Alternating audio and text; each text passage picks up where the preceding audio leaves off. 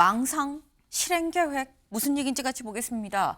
살생부 수첩쓴 노상원 정보사 쪽에 사격, 폭파 요원 추천하라. 무슨 얘기냐? 여기 볼까요? 김대령, 그러니까 김봉규 정보사 대령이 검찰 조사에서 뭐라고 얘기를 했느냐? 작년 10월 초중순에 이 노상원 전 정보사령관이 자기한테 전화를 해서 사격자라고 폭파자라는 인원 중에 7, 8명 나한테 추천 좀 해달라라고 얘기를 했다. 그리고 10월 말에도 또 한 번 텔레그램으로 전화가 와서 특수부대 요원으로 5명 정도 선발하고 우회 공작이 뭐냐? 제3자를 통한 공작. 이 우회 공작 인원으로 15명 정도를 선발하라고 했다라고 진술을 했다라는 겁니다. 사격자라고 폭파자라는 요원이 왜 필요했느냐라는 생각이 드는 거죠, 김수민 의원님. 네, 일단 수첩 안에 있는 내용을 어느 정도까지 실행을 하려고 계획을 짜고 또 행동에 옮겼느냐 이 부분이 관건이 될 것 같은데 사격 폭파 요원을 추천하라고 정보사 쪽에 얘기를 한 것은 어느 정도는 이 단계를 밟아 나갔다라고 하는 그런 혐의가 있을 수 있는 것이고요.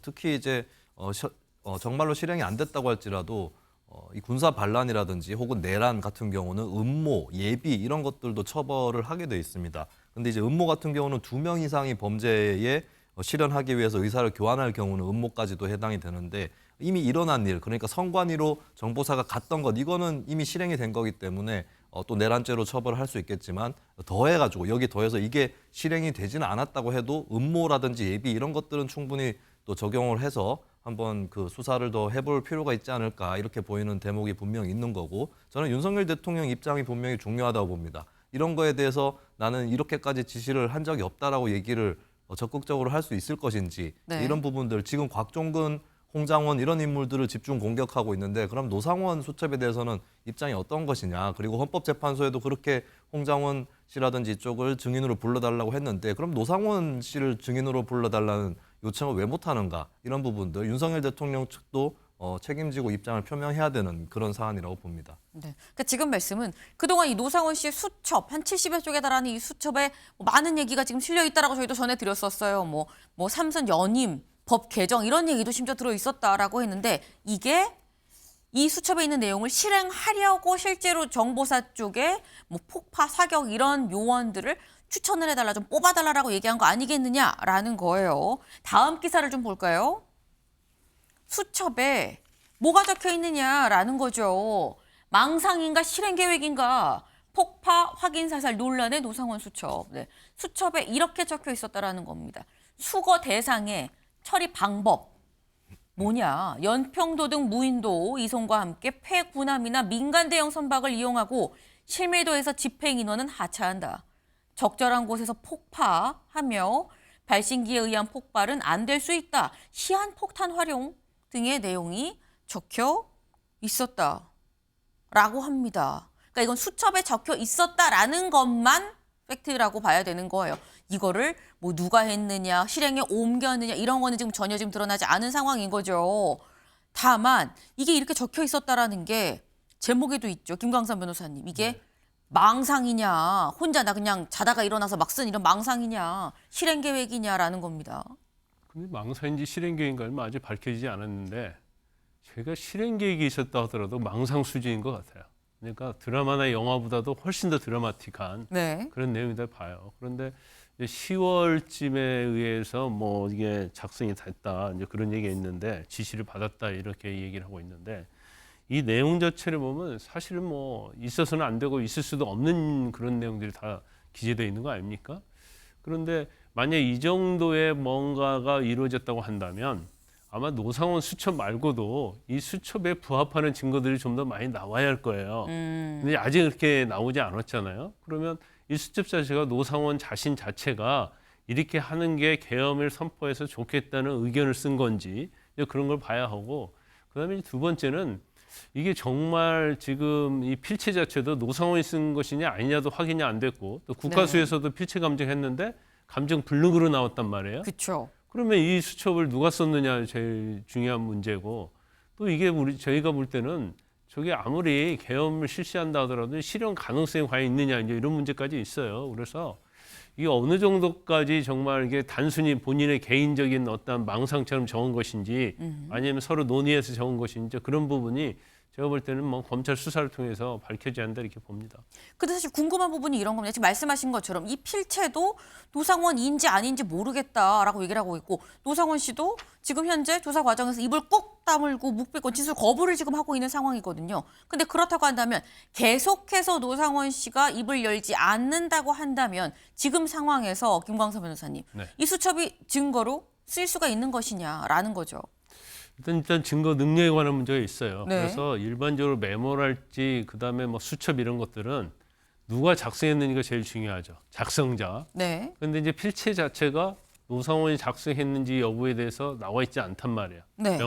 그냥 필체가 노상원 것이다 하면 증거로 쓸 수가 있어요. 근데 이제 그다음에 노상원은 또 다 모든 사실에 대해서 지금 인정하지 않는다는 거잖아요. 네. 입 다물고 있다는 거 아닙니까? 그렇기 때문에 이게 누가 수첩을 작성했는가가 전제로 하지 않으면 이건 뭐 증거로 쓰기가 어려운 거고. 근데 설사 이제 노상원이 만약에 작성으로 나타났다 하더라도 과연 이게 실질적으로 실행할 수 있는 걸 쓴 거냐, 아니면 자기 생각을 정리한 거냐. 네. 왜냐하면 노상원 자체는 비선이고 어떻게 보면 민간이단 말이에요. 그래서 물론 뭐 김용현의 어떤 지시에 의해서 썼다고 한다면 이건 계엄에 있어서 굉장히 불리한 증거로 되겠죠. 그래서 선제적으로 이제 전제적으로 그러한 부분들이 밝혀지지 않는 이상은 뭐 계엄에 대한 증거로 쓰기는 좀 어려운 상황이 아닌가 싶습니다. 네. 근데 사실 저희가 노상원 씨의 주목을 하는 이유가 수첩도 수첩입니다만 혼자 그냥 나 혼자 입을 쓰고 수첩으로 쓴 내용이면은 뭐 무슨 상관이야 할 수 있는데 노상원 씨가 실제로 현 정보사령관인 이 문상호 정보사령관한테 진짜 만나서 뭔가 막 지시를 했다라는 거예요. 저희 그래픽 준비된 거 같이 볼까요? 작년 10월에 노상원 전 정보사령관이 당시 현 이 정보사령관이 문상호 사령관한테 뭐라고 얘기했느냐. 북한 고위급 탈북 징후가 있으니까 요거 좀 이 인원을 좀 준비를 해봐라. 일 잘하는 사람들로 이거 국비다라고 얘기를 했다라는 거죠. 근데 처음엔 아니 뭐 뭔데 나한테 뭐 이래라 저래라 얘기를 하고 하는 거야. 그 좀 퉁명스럽게 얘기를 했었다라는 거예요. 근데 노상원 씨가 그때 뭐라고 얘기했냐. 너 나 못 믿어? 아닙니다. 그랬더니 좀 있으면 장관이 너한테 전화할 거야 라는 얘기가 있고 실제로 10분 뒤에 김용현 장관이 당시 김용현 장관이 비화폰으로 전화를 해서 노상원 잘 도와줘라 라고 얘기를 했었다라는 거죠. 근데 그렇다고 한다면 이게 사실 수첩이 이게 증거로 쓰일 수 있는지 없는지는 모르는 상황이긴 합니다만 김수민 의원님.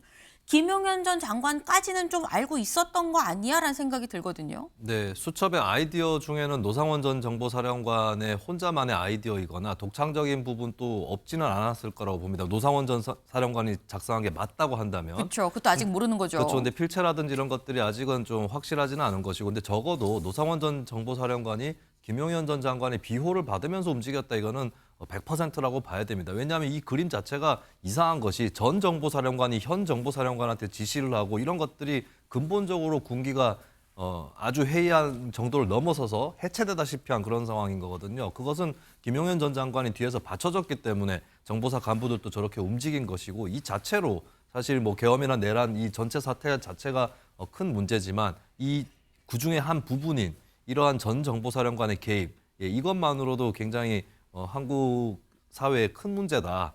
역사상으로 큰 문제다 이렇게 지적을 하고 싶습니다. 네. 다시 한번 수첩 얘기가 또 수면 위로 올라왔습니다. 이게 지금 증거로 채택이 될 것인가 말 것인가 좀 굉장히 중요한 관건이 되지 않나라는 생각이 듭니다. 오늘 월요일이죠. 이번 주가 헌법재판소에서 굉장히 좀 슈퍼위크다라는 얘기가 나옵니다. 왜? 일정이 지금 줄줄이 잡혔어요. 당장 오늘만 해도 검사 3명에 대한 탄핵 심판 처음으로 정식 변론집이 시작이 되고요. 그리고 내일 윤 대통령에 대한 9차 변론이 있습니다.